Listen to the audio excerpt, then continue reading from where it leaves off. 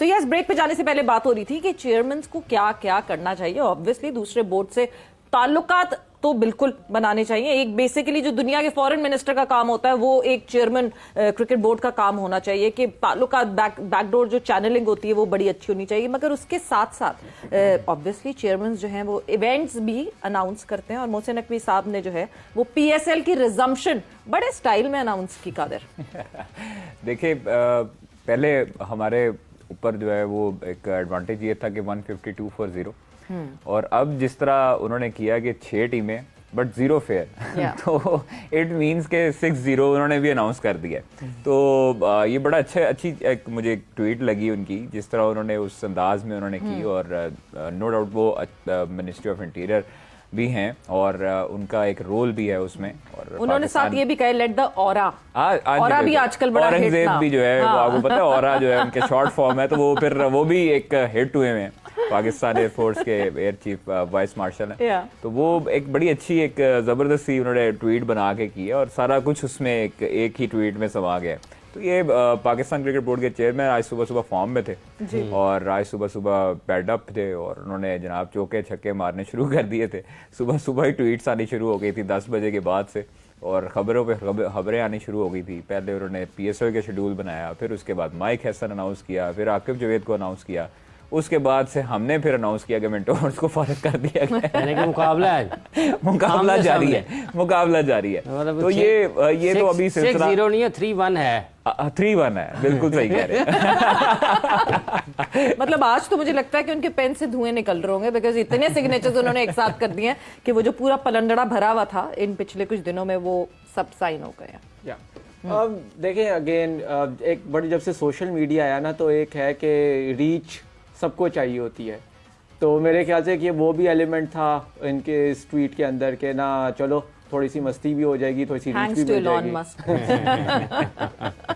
But PSL के schedule की अगर हम बात करें तो ये स्केड्यूल आप लोग भी स्क्रीन पे देख सकते हैं सामने। ये स्केड्यूल जो है वो अभी सामने आया है पाकिस्तान क्रिकेट बोर्ड की तरफ से। And talking about it, so yes 17 से we are resuming back for PSL 10। Peshawar Zalmi versus Karachi Kings Rawalpindi से शुरू होगा ये, जहां से सिलसिला पे ब्रेक लगी थी उसी तरह उसी रूटीन में चलेंगे हम, कोई छेड़छाड़ नहीं कर रहे। मुल्तान सुल्तान कोयटा ग्लैडिएटर 20 मई 18 को एंड देन 19 को जो है, अच्छा 18 को there is double header, Peshawar Zalmi और लाहौर कलंदर्स भी 18 को ही खेला जाएगा। एंड देन 19 को Islamabad United versus Karachi Kings and then a break. और उसके बाद 21 को क्वालिफायर, 22 को एलिमिनेटर 1, 23 को एलिमिनेटर 2 एंड देन 25 मई को फाइनल। बांग्लादेश सीरीज के ऊपर क्या अपडेट है? देखिए would that go with the schedule, क्योंकि 21 को टीम ने आ जाना था और 27 से भी वुड बी स्टार्टिंग है ना। देखिए वो 25 को पहला मैच था और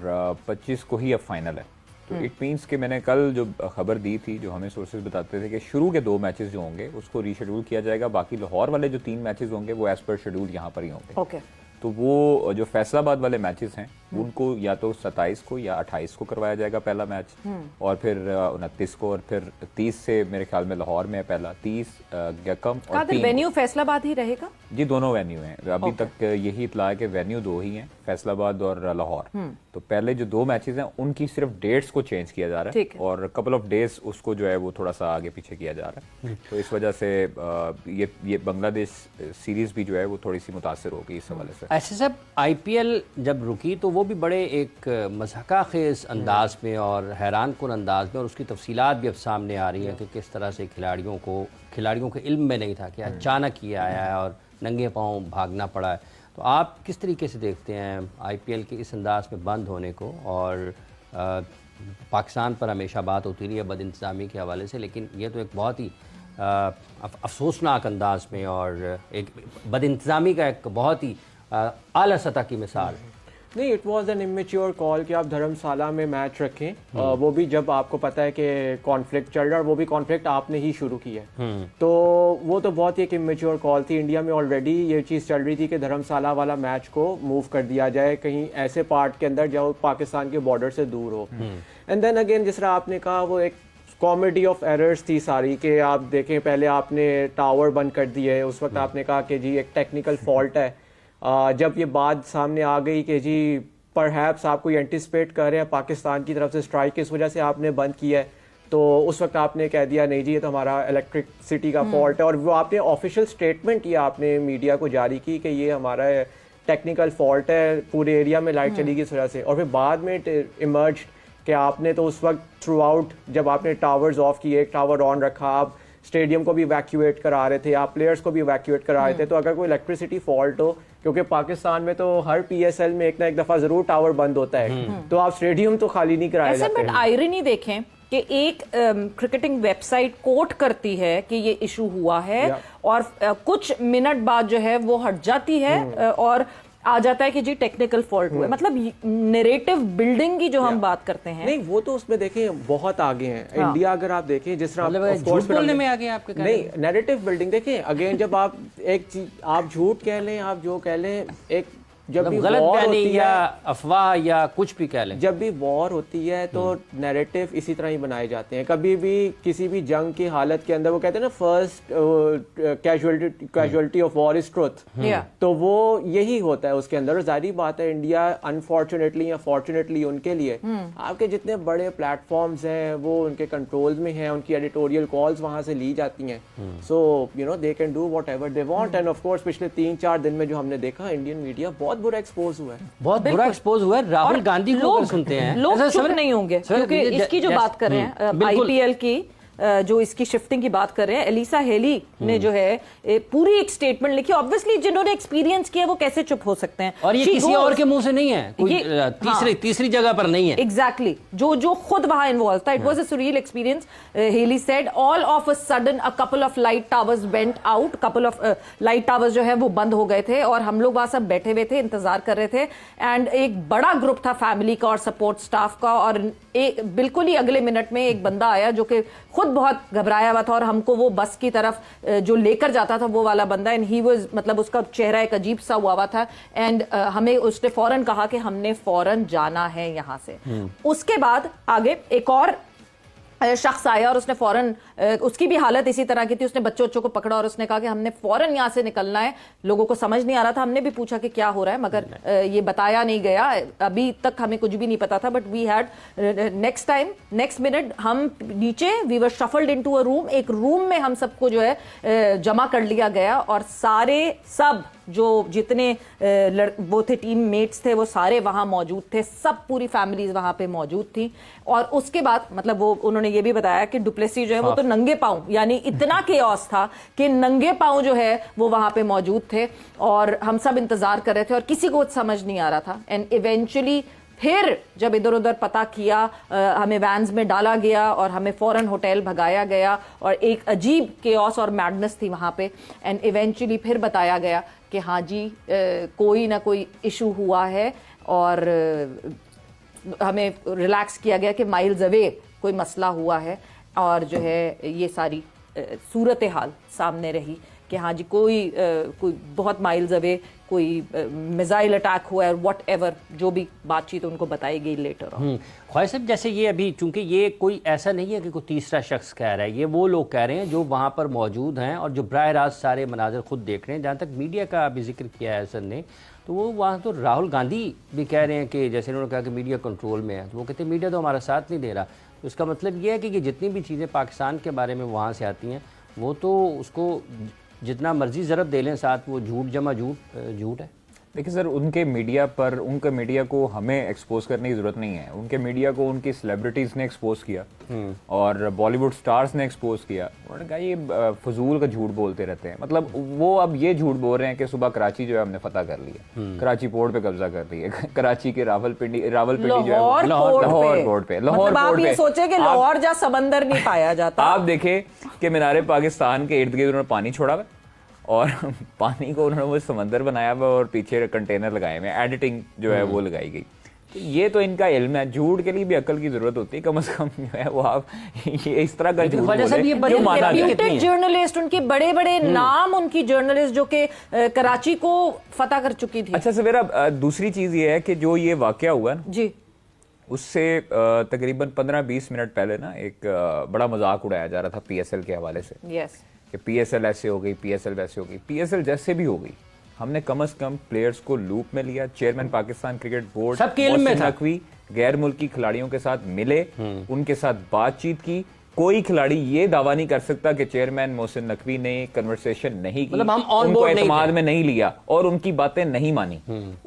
हम लोगों ने डिसीजन ये लिया था कि हम लोग यहाँ से शिफ्ट करके कराची लेके जाएंगे। नहीं, हमारे तो खिलाड़ी वहां ठीक पर है। दुबई में छुट्टियां मनाने चले गए हैं। देखिए यस, कराची किंग्स ने अपने प्लेयर्स को भेजा था। Yes. कराची में दुबई में भेजा था, 3-4 दिन की छुट्टियां लगा के आए थे वो यहाँ पे। अच्छा, यहाँ पर जो मोहसिन नकवी साहब ने उन्होंने बोला कि हम कराची में शिफ्ट कर देते हैं, तो डेविड वार्नर ने उन पे रिप्लाई किया कि अगर मतलब आपके कराची जो कहने है का मतलब वो ये कि पाकिस्तान का IPL के हिस्सा नहीं है। इंतजामात मोहसिन नकवी साहब को दे देने चाहिए। नहीं, उसके सुने, अब वो डेविड वार्नर ने उनको काउंटर किया, उनको कहा जी कराची जो है वो भी पाकिस्तान का हिस्सा है, तो दुबई में क्यों नहीं? उन्होंने कहा जी दुबई भी हमारी सेकंड ऑप्शन है, दुबई भी करवा सकते हैं।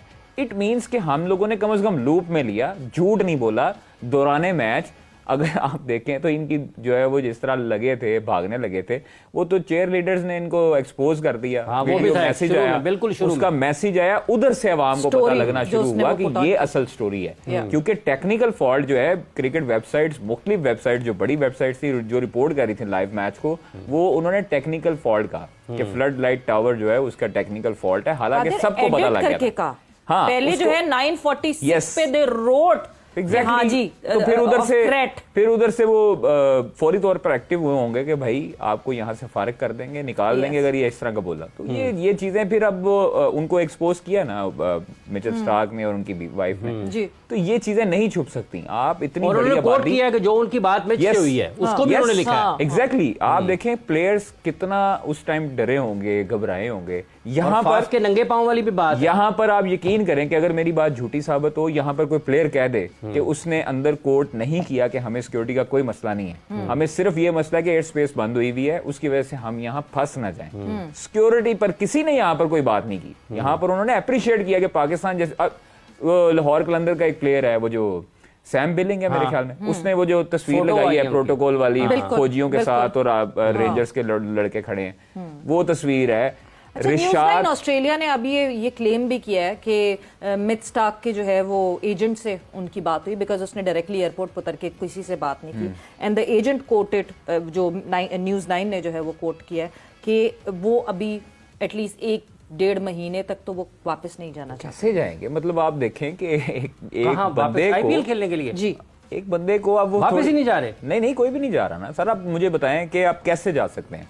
आप पैसे से ज़हनी सुकून तो नहीं खरीद सकते ना। अब आपको अपनी जान से ज्यादा अजीज नहीं है, क्योंकि क्रिकेट ऑस्ट्रेलिया ने कह दिया कि हमारे प्लेयर्स की मर्जी अगर वो जाना एग्जैक्टली। आप देखें, वो आप किसी को प्रेशराइज थोड़ी कर सकते हैं। आप ये धमका जरूर सकते हैं कि आइंदा IPL आपको पाबंदी होगी, या ठीक है, जिस तरह उन्होंने पहले कहा हुआ है। तो बड़ा धचका होगा ख्वाजा साहब। क्या धचका होना है सर? आप चले जाएं, आपको अगर मेंटली सुकून ना हो, आपको पता हो कि वापस ना आना और खिलाड़ियों को छोड़ के जाना, कि ये तो कोई नई चीज होगी ना, धचका होगा। तो फिर सर धचका तो जरूर होगा और धचका होना भी चाहिए। जिस तरह की अब उनको उनकी ओचेत कंडे खुद अपने ऊपर पड़े हैं, जो उन्होंने हमारे साथ किया, करने की कोशिश की, जो चीज अब आप देखें, जो ये पिंडी स्टेडियम वाला वाकया करके वो ये समझ रहे थे कि ये अवाम को डराएंगे। भाई हमने 2-3 दिन के बाद PSL रिज्यूम कर लिया। ऐसा कार्मा बाइट्स बैक।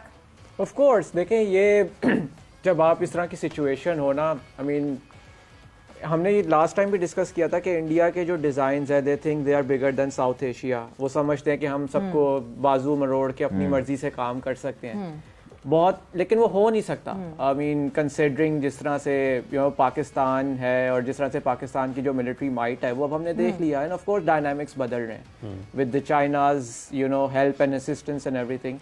मेरे ख्याल से ये जो सारा पिछला एपिसोड हुआ है, पिछला week, it's a huge wake up call for India, and it's a sigh of relief for Pakistanis as well. And it's a huge wake up call for India in इस sense में भी अच्छे पड़ोसी बन के रहें, अच्छे तरीके से रहें। क्यों नहीं हम अच्छे तरीके से रह सकते?